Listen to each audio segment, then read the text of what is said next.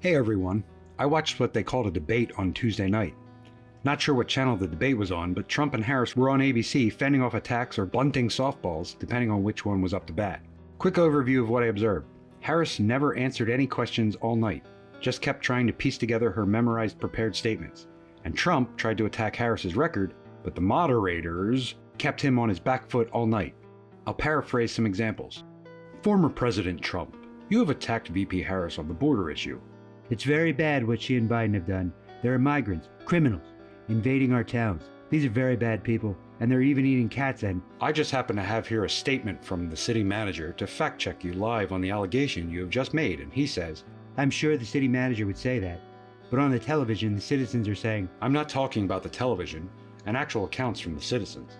I'm talking about a written statement from the manager of the city who would in no way benefit from lying about what's happening in the town. And they have said that it is just not happening there. I'd like to respond to that if I could. I'm sorry, former President Trump. We need to move on.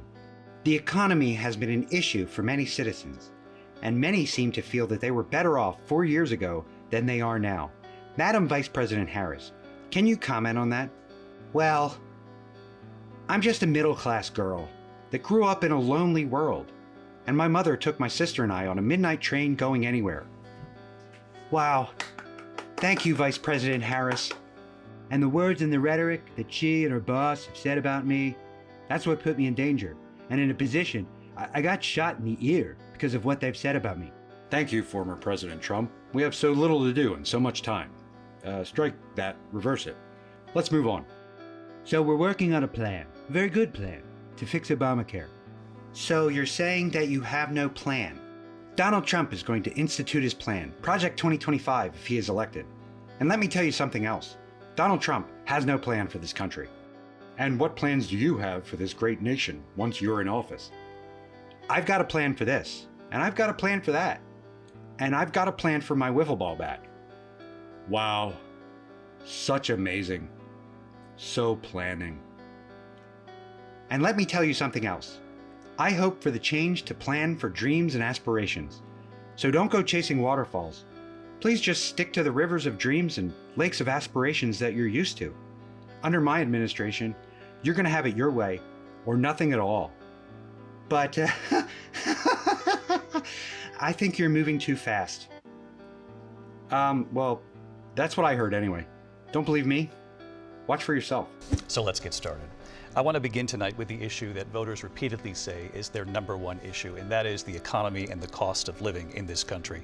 Vice President Harris, you and President Trump were elected 4 years ago, and your opponent on the stage here tonight often asks his supporters, are you better off than you were 4 years ago? When it comes to the economy, do you believe Americans are better off than they were 4 years ago? You gotta do the non-answer answer. Wait for it. So I was raised as a middle-class kid, and I am actually the only person on this stage who has a plan that is about lifting up the middle class and working people of America. I believe in the ambition, the aspirations, the dreams of the American people. And that is why I imagine and have actually a plan to build what I call an opportunity economy. Because here's the thing, we know that we have a shortage of homes and housing, and the cost of housing is too expensive for our Not a real answer.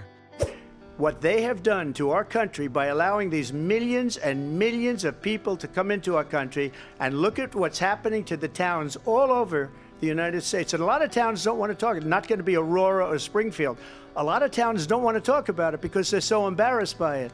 In Springfield, they're eating the dogs, the people that came in. They're eating the cats. They're eating the pets of the people that live there. I just want to clarify here, you bring up Springfield, Ohio, and ABC News did reach out to the city manager there. He told us there have been no credible reports of specific claims of pets being harmed, injured, or abused by individuals within the immigrant community. Well, I've seen people on television. Let me just say here, this is the people on television say my dog was taken and used for food. So maybe he said that, and maybe that's a good thing to say for a city manager. I'm not taking this from but television. The people on television saying their dog was... A bunch of lies, grievances, and name-calling. What you're going to hear tonight is a detailed and dangerous plan called Project 2025 that the former president intends on implementing if he were elected again. So Donald Trump has no plan for you. And when you look at his economic plan, so Donald Trump has no plan for you. And when you look at his economic plan, and policies like they have, I don't say her because she has no policy. Everything that she believed 3 years ago and 4 years ago is out the window. She's going to my philosophy now. In fact, I was going to send her a MAGA hat. She's gone to my philosophy. In fact, I was going to send her a MAGA hat, from MAGA hat, from MAGA hat, from MAGA hat, from MAGA hat, from MAGA hat.